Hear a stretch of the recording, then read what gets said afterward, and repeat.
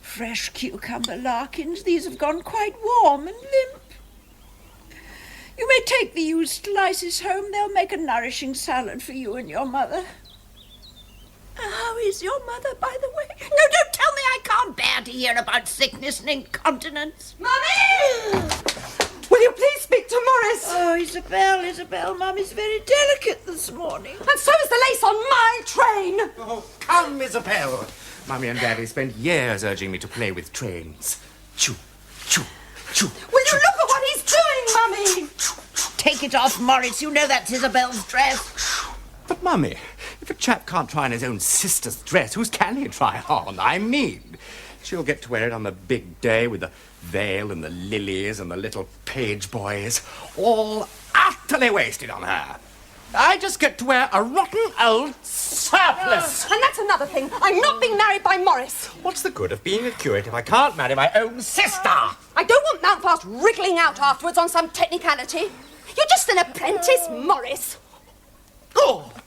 I want a bishop, at the very least. I refuse to play any part in this unwholesome marriage, Isabel. What your father's doing, let him decide. Father, decide. I wouldn't be surprised if he decided to make Brass Beauty a company director. Because what's happening in this house is exactly like the decline and fall of the Roman Empire. My degenerate brother got up like a bride. My nymphomaniac sister wandering about the house half-dressed, which is overdressed for her. Oh! Caesar's wife up to her eyes in cucumber. And my father fiddling with a ukulele while the business goes to rack and ruin. I tell you, the mine, the mill, and the munitions factory are all of them crumbling about our ears for a want of a decisive hand on the tiller. What are you saying, Austin? I'm saying, Mother, that Father is insane. Whatever sounds you may hear coming from this room, Talbot, as the day wears on, you are to ignore them. On no account are you to enter. Have you got that? I am not to be disturbed.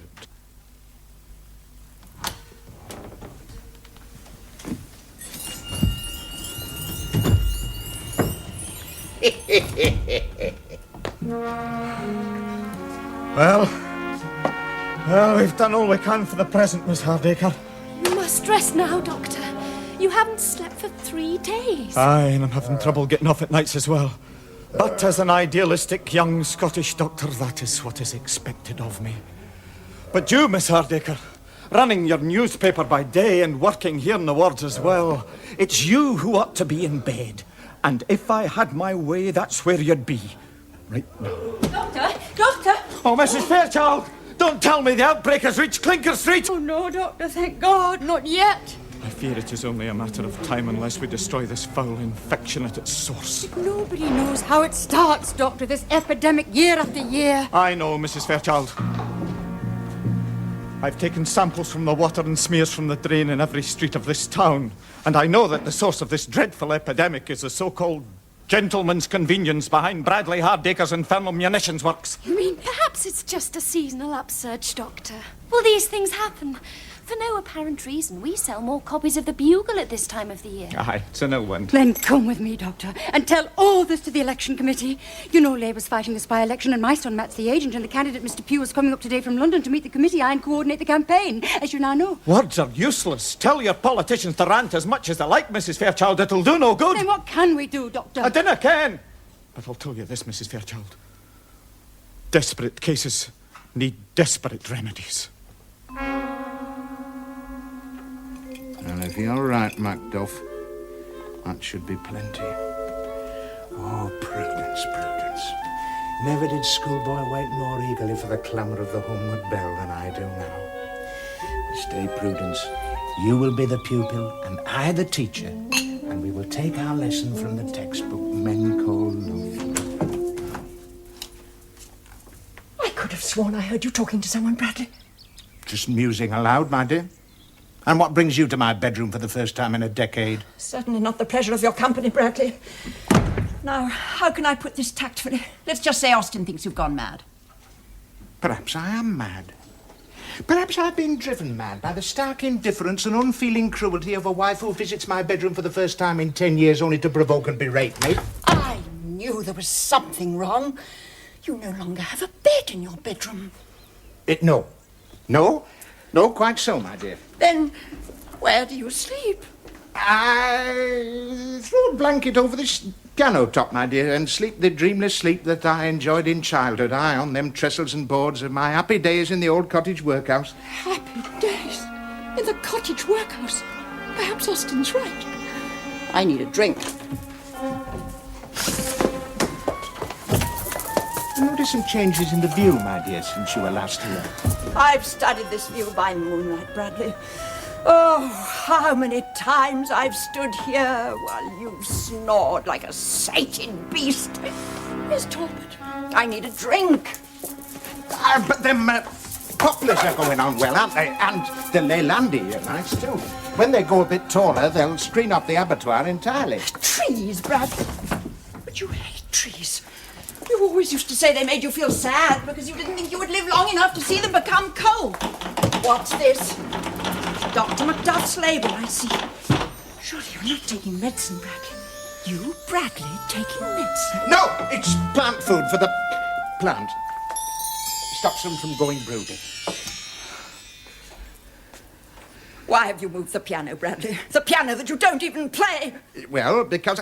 Can a man not do what he wants in his own bedroom without being questioned all the time? I move the piano there because I like it there. Next time you come, I'll have it against the bloody door. Trees, botany, no bed, and a peripatetic piano. Austin's right. You are mad.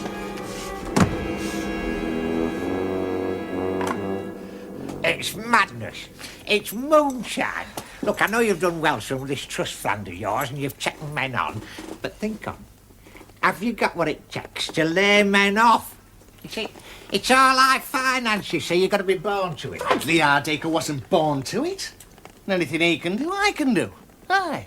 And I laid off 40 men this morning up at the Crutch Works. Hey, a son of mine has in that eye. 40 men. Lad, I'm not proud of you. Then why don't you come in with me, Dad? Take this job I'm offering you. Nay, lad. I've always worked for Mr. Hardacre. I'm the first chap you ever took on. And when times is bad, I'm nearly always one at last he lays off. I wish I could find 10 men with your brand of loyalty, Dad. Loyalty, son. Yes, it is. Because there's always been a bond between me and Mr. Hardacre ever since we were at cottage workhouse together. And you know, in them days, we'd only one pair of clogs between two of us, and we shared them equal like. He had them through day, and I had them after lights out. Thank you so much. Welcome. What art doing here? Wash pot of mammon, clothes peg of Belial. I've been offering an hand to pull you from the mire, where you live.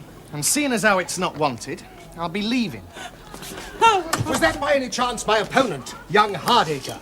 That you could think so, Mr. Pugh, is my greatest shame. 'Tis my firstborn. I am you heard about this morning. Him has laid off the 40 crutch rights. He's given us our first battle cry, Mrs. Fairchild. A fair deal for the utterly 40. He used to be one of us, Mr. Pugh, but he's a turned court and a traitor and no friend to this great movement of ours. And to think he once wore Keir Hardie's cap. Aye, but 'tis our Matt that wears it now. Hey, ma'am. Mr. Pugh don't want to hear about all this. No. It's all perfectly fascinating. So these are my campaign headquarters. I shall be dining out on these experiences back in Hampstead. Well, let's get one thing straight. You'll not be dining here. Ignore my husband, Mr. Pugh. He's no but a simpleton, a weak vessel, flawed and crazed like hundreds more in the crucible of Bradley Hardacre's ambition. Go in yard, George, and get that ferret out of the privy. Mr. Pugh might want to use it. He is not using my ferret. Let me just say, the eyes of the nation are going to be focused on us here in Utterley over the next few weeks. We may not win. Aye, 'tis a hopeless fight. But we may spring the biggest shock of a generation. Aye, 'twill break the mould of British politics. Hey, ma'am, we're forgetting his hospitality. Perhaps Mr. Pugh would care for some refreshment. They say, Mr. Pugh, it's claret you've a liking for. Indeed, Mrs. Fairchild. We socialists must not leave all the good things of life entirely to the middle classes. Well, seeing as it's claret you like, we've saved all the red wine gums for you.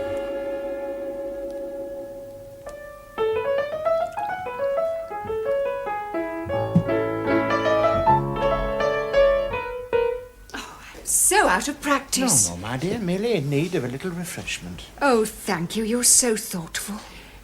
You are determined, are you, my dear, that our feelings for each other must remain forever unexplored? I mean, in any physical way. Oh, Bradley. And I thought you understood. It is our tragedy to have met too late, or who knows, too soon, or even in the wrong world. But it is our triumph and supreme ecstasy to be united in the spirit, and only in the spirit. Drink up, lass.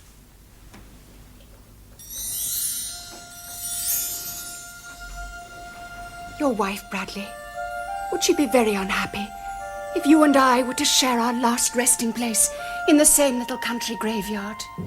I think she'd be all for it. Especially if we made an early booking. Play this, my dear. I picked it up for a penny in Oldham Market.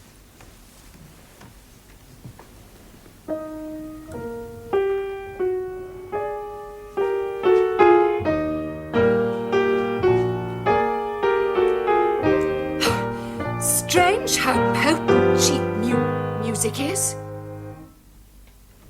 Bradley, I have mortal longings in me. Not feeling yourself, my dear? Perhaps you ought to lie down for a bit. Oh, I fervently believe, Bradley, the body is just a casket for the soul. A mere husk for the spirit. And yet, as caskets go, so cunningly contrived, the body is, after all, a temple in which the flame of the spirit burns. I know enough, my dear, to take my shoes off before I enter a temple. And on this occasion, I think it socks off and all.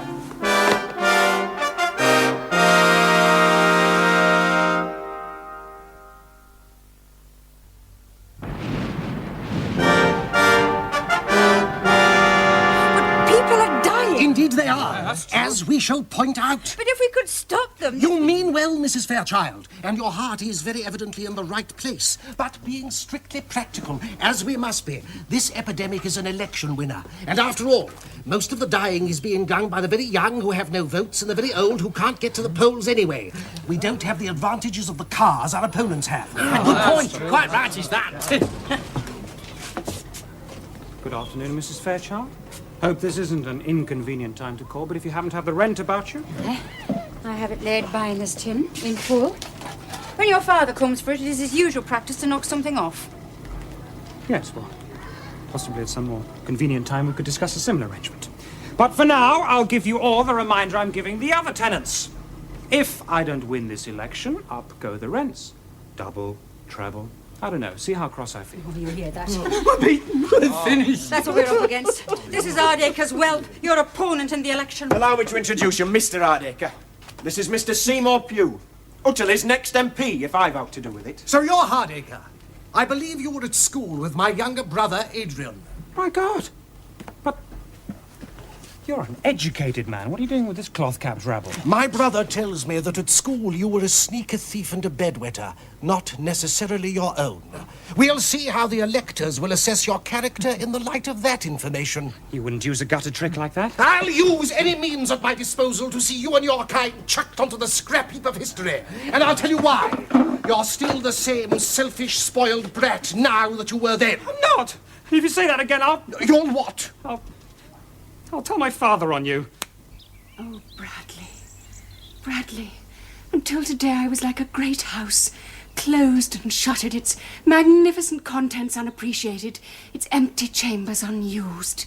But you, my darling Bradley, have torn down the shutters, flung wide the curtains, and thrown open the casements, and let in the glorious shafts of the noonday sun. I'll tell you what wouldn't come amiss right now. A mug of hot sweet tea and happen of beef balm cake. Oh, Bradley, how can I ever thank you? Oh, you've thanked me quite enough, lass. Oh, and to think of the years I've wasted. Yeah, well, this afternoon you're more than made up for last time. Oh, and all the night ahead of us, my darling. What?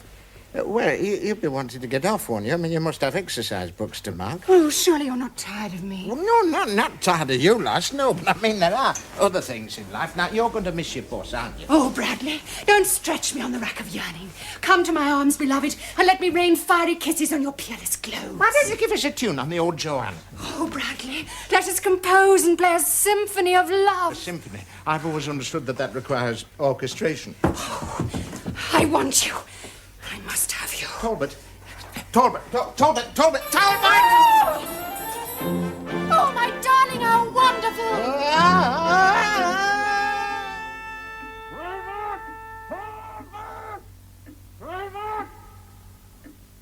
My lady? Didn't you hear your master calling? He's been calling repeatedly. The master gave me strict instructions, my lady. Under no circumstances was I to answer any call from his room. I see. That will be all. You see? Mad. I tell you, Mother, if we do not have him certified, the Hardacre Empire crashes about our ears and we're all penniless. Certified? Oh, the shame, the wagging tongues. Think of it. My husband locked away in some grim institution. Yes, I agree, Austin. Oh, yes. With father out of the way, you can prevent my marriage, can't you? Since I'm under 21, as you know. Enough of this. I'm going to call in Macduff. Yes. And while you're at it, you might as well call in a piano tuner as well.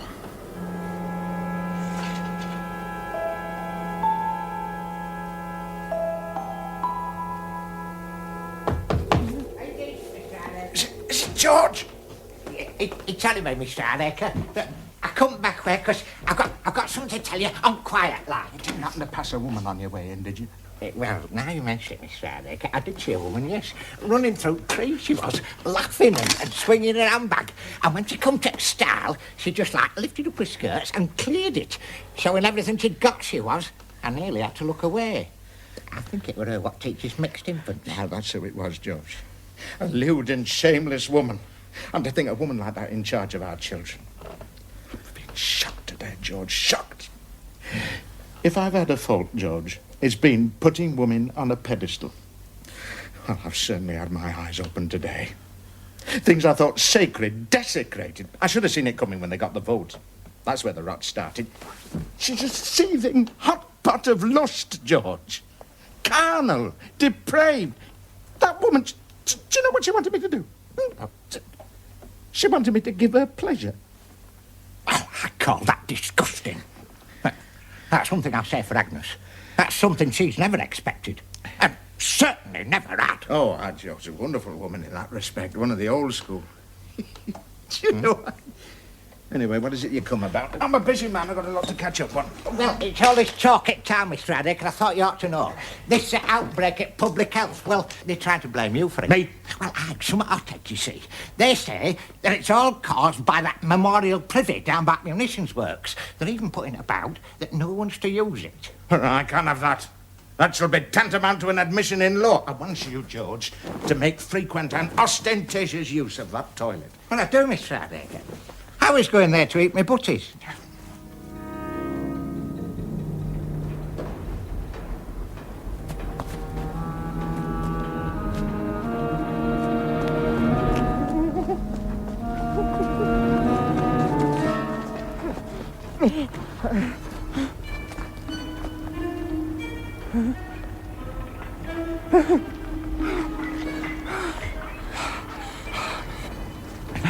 Mrs. Fairchild, when yon bell rings at the end of the shift, it will complete the circuit to the detonator. Aye, there's enough SPD at the end of that wire to blow the whole abomination to kingdom come. We'd best be awa before the explosion. Aye, as a matter of fact, I'm already late for a consultation in a lunacy case. Nay, Doctor, I'll stop here. I want to see that source of pestilence and woe obliterated from the surface of this earth. Oh, aye, well, I'll bid you good day. Aye, it is a good day for the folk of Utterley. I think it would be better if we'd set that charge under the whole foul brood of the Hardacres in their fine mansion. Agnes, nay. You're thinking like that Pugh from London with his fancy clothes and his fancy politics. Happy enough to let folk suffer, die even if there's votes in it. Just know that bricks and mortar we mun destroy.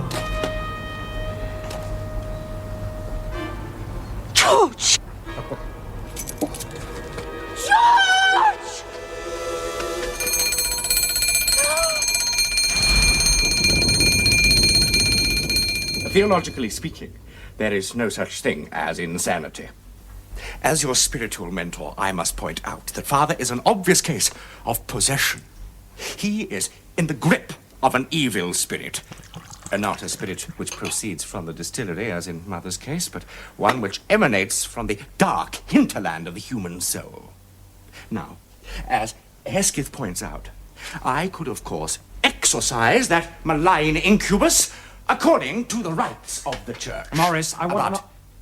But that would still leave the old bleeder walking about, so I say, yes, get him locked away. Excellent. Then all we're waiting for is Dr. Macduff. Good day, Lady Patience. Thank God you're here, Doctor. Oh, the agony of it. To face that moment. To admit there's lunacy in the family. It doesn't come as a shock, Lady Patience. I noticed something the very first time he brought his hairy wee friend in for surgery. It's fortunate he's found his niche in the church, where his symptoms will not be so readily apparent. Caber-tossing Caledonian quack. We're not talking about me. No, Doctor, I'm afraid it's my father. Mr. Hardacre? You mean... The facts speak for themselves, Doctor. He's got rid of his bed. He's moved a grand piano in. And we've heard him playing upon the latter with the same coarse vigour he used to lavish on the former. He's been neglecting the business. Schemes and projects he's held dear for years, he's letting them go by the board. And, you know, I shouldn't be at all surprised if it weren't Father behind that awful practical joke on the prince at the royal laying. I know I was blamed for it. You owned up to it. At the time, I thought I was shielding Hesketh. For purely personal reasons, I would be very pleased if we could refrain from speaking of that unfortunate occasion. Quite. None of us need ever mention the tartan underpants, Doctor, if you'll just sign the committal document. I cannot certify a patient without examining him. Come, Doctor. It's not so long since you examined him in your own hospital and had to put a straitjacket on him. Is this true? I am afraid, yes. I had to put him under restraint. Madness takes many strange forms. It could explain a lot about your husband, Lady Patience. Doctor, sign the form while my husband is still at large. Don't you see? None of us is safe.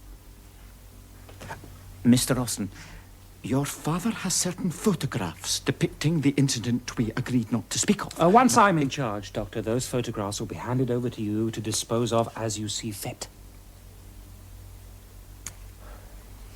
There is a fee of 7 and 6pence for certifying a lunatic. Any time it's convenient, I can change a 10-shilling note if you like. There they are, Father, plotting against you. They want to have you put away in a madhouse. Is this true? It's for your own good, Bradley, don't you see? I admit it. I have been mad these past few weeks. Obsessed with trifles. I had something on my mind that eventually got on top of me. But that won't be happening again. All right, I've let things slide, but I'm picking up the reins again this very day. I tell you, Bradley is himself again. It's not what it says here, Father.